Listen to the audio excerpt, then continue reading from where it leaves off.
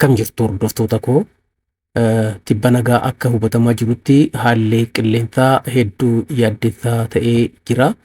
Keessumattuu immoo haalli qilleensaa amma uumame kun oomisha midhaanii irratti miidhaa geessisuu danda'a jedhamee yaaddoon uumameera. Ejeensiin meetirooloojii Itoophiyaa akka himaa jirutti roobni waqtii isaa hin eegne midhaan ga'ee miidhuu danda'a jedheera. Odeeffannoo tamsaaseen roobni yeroo malee roobu kun ammoo midhaan ga'ee mancaasuudhaan oomishtummaan akka hir'atu taasisuu danda'a.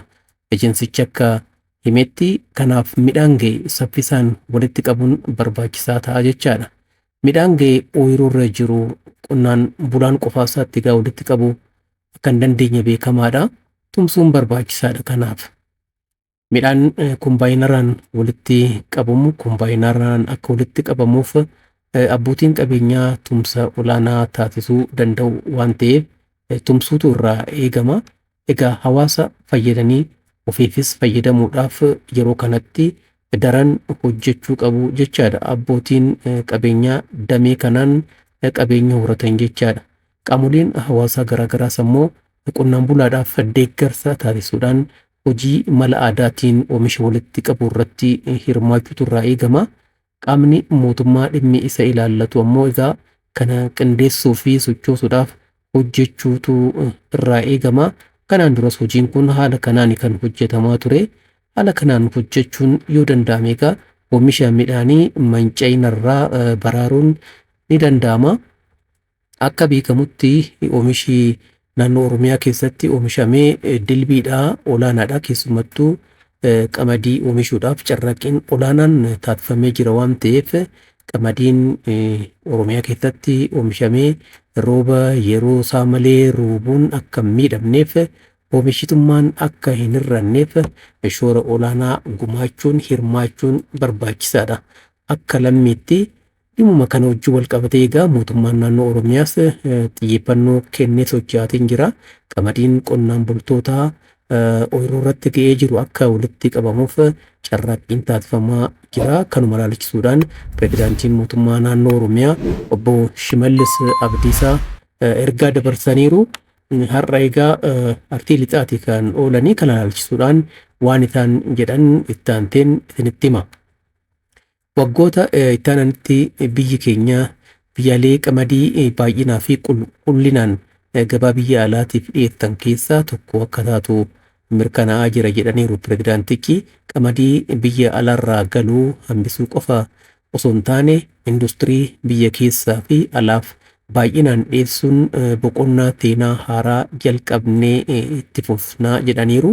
Mootummaan naannoo Oromiyaa milkaa'ina oomisha qamadiitiin waggoota 3 darban argate bu'uura godhachuudhaan ammoo bara kanattis karoora waggaa keenyaatiin dhimmoonni xiyyeeffannaa addaa kennineef keessaa kan jalqabaa oomisha qamadii guddisuu qofa osoo hin taane qamadii qulqullina qabuu fi qulqullina gabaan alaa barbaadu guutee gabaa alaatti filatamaa ta'e oomishuudhaaf karoorfannee hojjechaa jirra jedhaniiru pirezidaantichi.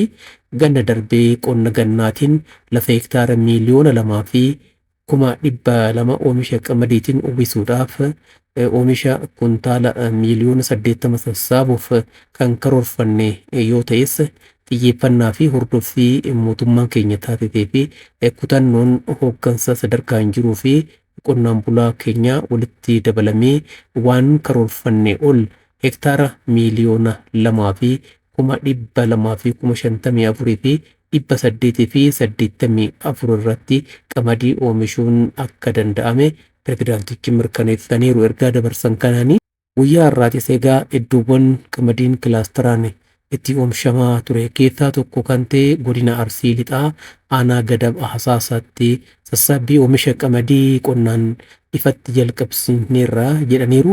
Oomisha gannaa keessa yeroo ammaa lafa hektaara miliyoona 1,402,652 irraa oomishni sassaabamuu danda'eera. Yeroo ammaa immoo sassaabbii oomisha qamadii gannaa cinaatti facaasaa qamadii boonee kan jalqabne yoo ta'u oomisha qamadii jallisii akka biyyaatti haaraa turee fi waggaa 4 dura hektaara 7,000 irratti jalqabne bara darbee lafa hektaara miiliyoona 2tti dhiyaaturraan ga'uu dandeenyee turree jedhaniiru. Pireezidaantii Shimallis Abdiisaa milkaa'ina akka galmaa'uu akka naannootti qonnaan bulaan abbootiin qabeenyaa fi hooggantii qonnaa keenya hojii boonsaa hojjetanii jiru. Bara kanas lafa qamadii oomisha gannaatiin misoomee hektaara miiliyoona 2,200 caalaa oomisha bonaatiin hektaara miiliyoona 2,500 ol qamadiin facaasuuf karoorfamee hojjetamaa jira jedhaniiru.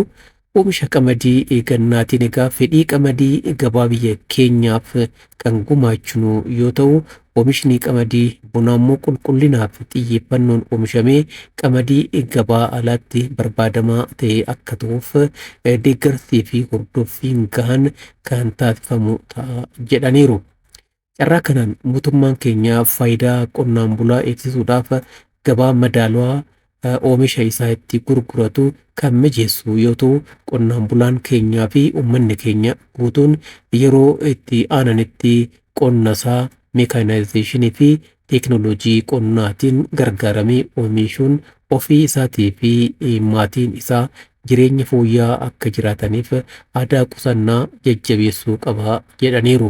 Qabeenyaa fi carraa qabnu sirnaan beeknee fi hubannee karoorfachuudhaan wantoota waan hin danda'amne fakkaatan hojjennee agarsiifnee jirraa jedhan.